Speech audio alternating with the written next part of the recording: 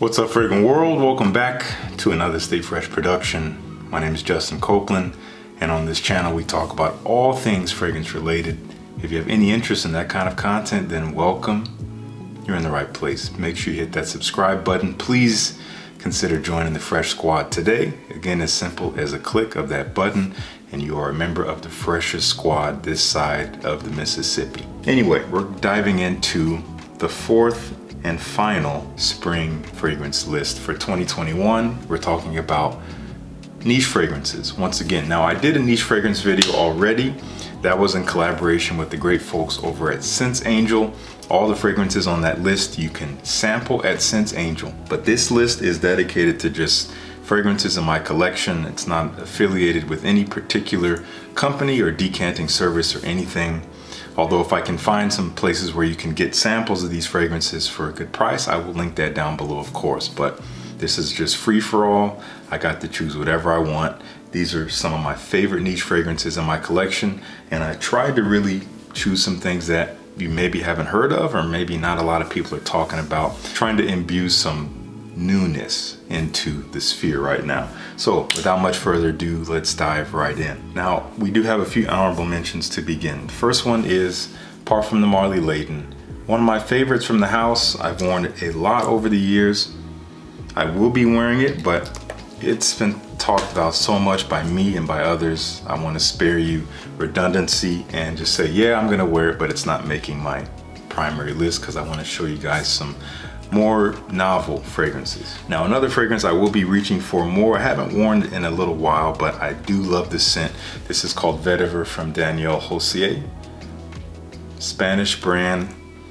And the way I've described this is a more refined and more elegant version, if you can believe it, of Terre d'Hermès from Hermès. It carries that bitter, earthy, citrusy quality, almost dirty, but it's a little bit more rounded and smooth. And there's even a little bit of a sweetness in here that I get, that I don't get out of Terre d'Hermès. You gotta like earthy vetiver, but very classy stuff. So I'm gonna try to wear this more. I just haven't really reached for it in a while. And my final honorable mention, this is not really a spring fragrance, but I'm putting it here because I have been wearing it a lot lately. I've had it about a week.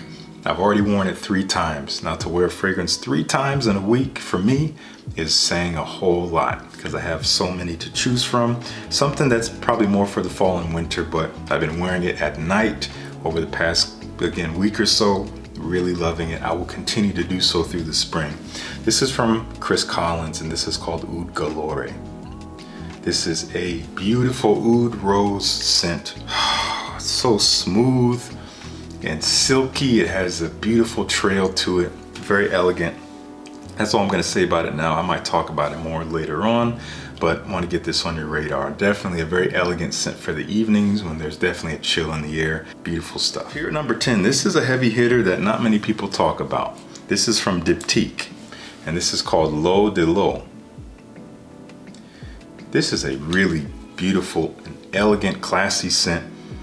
It is very aromatic, very spicy. You gotta love clove. If you don't like clove, you may not like this one, but there's a lot of citruses in here, lemon and mandarin orange.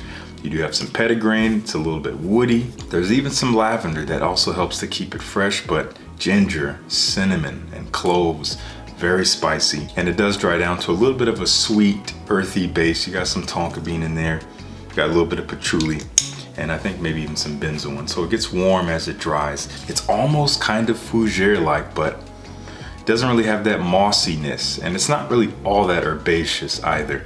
Again, mostly aromatic, a little citrusy, and very spicy and woody, but definitely worth checking out. Something you can wear easily, again, elegantly, maybe in the daytime. That is Leau de Leau from Diptyque.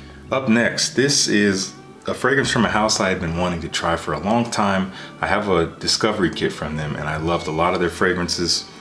And I got this bottle not that long ago, maybe within the last month or so. Been getting to know the fragrance and love the scent, and I love the story. This is the original from Layton Bob. That's literally what it's called. If you look at it in the back, you'll see the original. And it has that name very aptly.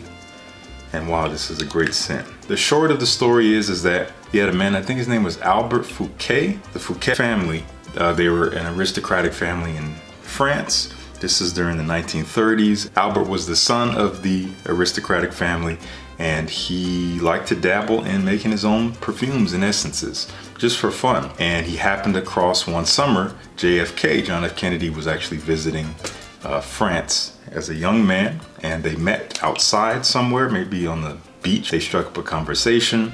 He was charmed by JFK, so Albert left JFK with a sample of a fragrance he had been working on. JFK went back home to the United States, and it wasn't more than a few months later that he received a letter from JFK saying, "Hey, I love the scent. Can you send me 8 more and 1 for Bob?" Bob being his brother, Robert Kennedy. That is where the name of the brand comes from. It was then that Albert began to make this fragrance in greater quantities, and people in Hollywood were hearing about it, so they were buying bottles from him left and right, and it was really spreading. And then World War II hit. And then Albert's butler, whose name was Philippe, who helped him create these fragrances as they started to get off the ground, he was no longer able to work for the family, so he actually hid bottles in books, cut out books, put the bottles in there so that the Nazis wouldn't find him. Unfortunately, Albert had died in a car accident. I think it was 1939. Many decades later, Philippe's family, the butler, they recovered the fragrances from the books, and thus the brand was born. They wanted to carry on the story. This is a very fresh, citrusy, aromatic scent. Has these kind of barbershop-ish qualities to it. It's spicy, rich, woody, creamy, musky. It's just a very sophisticated scent, and it does not smell outdated by any means. Definitely one to check out. I will have a link down below where you can check out Layton Bob, the original. Really good stuff. Here at number 8, one of my favorites. I've been wearing this for a good while. I've been talking about it quite a bit, and it's still one of my favorites. Great for the spring. This is Ganymede from Marc-Antoine Barrois. The name I never say right. Oh, beautiful violet leaf based scent. So it is metallic, kind of minerally, fresh. It also has a bit of this leathery accord. I get this kind of leather. I don't think there's leather in here, but I get somewhat of a very smooth leather in there. There's Immortelle, which brings that almost, again, culinary, curry-like vibe, but it fits perfectly here. I've described this scent as smelling like the interior of a brand new luxury automobile. That's what I get out of this, but it is made in homage to Ganymede, which is the largest moon of Jupiter, the largest moon in our solar system.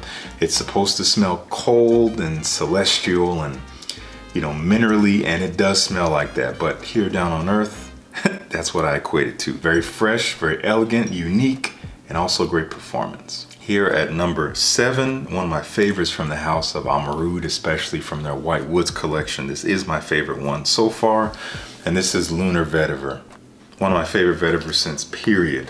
Wow, this is very spicy to start off. You got a lot of chili pepper, lots of chili pepper and other spices in there, some citrus, very bright and invigorating, but as it dries down, it gets grassy, earthy, clean vetiver, but it gets sweet. I think there's vanilla in here that warms and gets sweet, and it just becomes so beautiful on the skin. I'm definitely gonna be wearing this some more. This is one that transforms throughout the day in a very beautiful way. So one you can easily wear from day to night. It'll last at least 7-8 hours. And again, great transformation. That is Lunar Vetiver. Here at number 6 from the house of Cabanel, I have talked about this recently. We did a giveaway, and I think the winner, Frederick, I believe, maybe chose this fragrance, if I'm not mistaken. Beautiful scent, one of their newest ones called Ne Sais Quoi. Oh man, this is so unique. This is a matcha tea based scent along with rice. Strange combo. Yes, it is soothing. It is kind of green. It is a little earthy, but it's also kind of bready and fresh. And there's some vetiver in here. As it dries, the vetiver comes out more, a little bit earthy and green and woody. Very elegant stuff, very unique. If you want to stand out, check out Ne Sais Quoi. I included this in the video of fragrances to help you stand out for that very reason. Check this one out. We're into the top 5, one of my favorites from the house of Maison Francis Kurkdjian, or the house of Francis Kurkdjian, because Maison means house, if you didn't know. And this is called Gentle Fluidity Silver. Man, this is beautiful. It is simple, but still somehow unique based on just a few primary notes. One of them being juniper berry, gives you that sharp, almost gin-like quality, very cooling, but you gotta like a sharpness in your fragrances. There's some vanilla in here, which adds a sweetness. It's kind of creamy, it's very musky. There's even some amber, it's warmth, and coriander is actually pretty prominent here. Adds that very smooth, kind of spicy nature to it. Overall, it's sweet, smooth, sharp, a little creamy, musky, and warm as it dries. And you would not think it, but fantastic performance. Beautiful sillage, and it lasts on the skin at least 10 hours. Great stuff. I will leave a link down below to sample this. Here at number 4, from one of my favorite houses, Zaharoit, of which, as you know by now, I'm coming out with a fragrance in collaboration with George Zaharoit. More on that soon to come. Cannot wait to show you what's coming. It's going to be really exciting. But this is one of his new releases from last year. He came out with a duo of fragrances, and this is the brighter version. This is called Signature Royale. Man, this is such an uplifting fragrance. Wow, beautiful, sweet apple, very bright. Got some lavender in here for sure.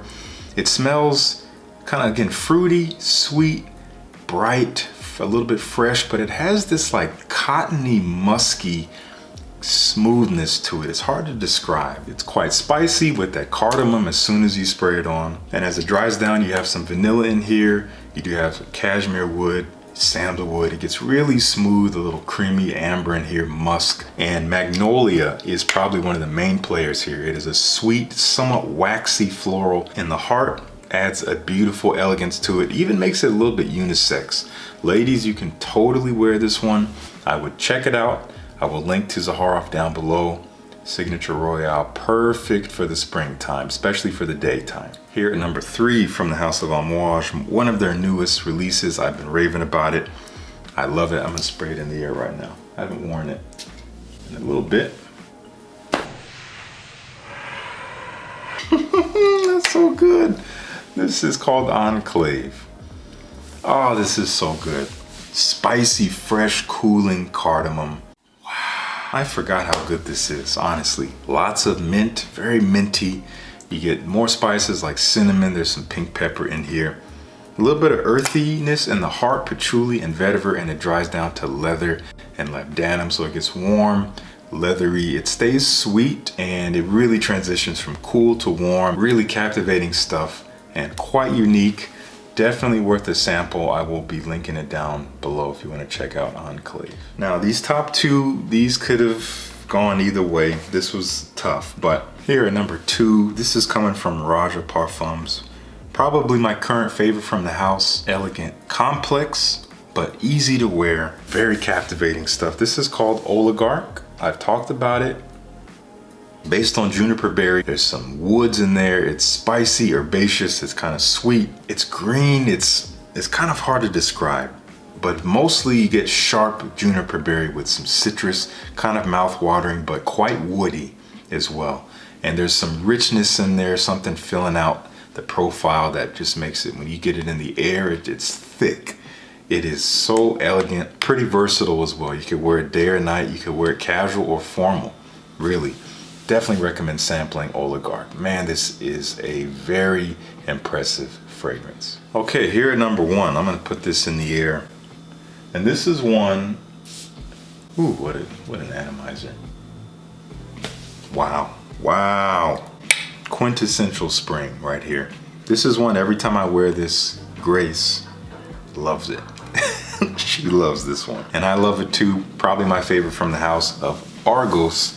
And this is called Brivido della Caccia, Italian for thrill of the chase, talking about Artemis seeing a mortal spying on her in the woods while she bathes.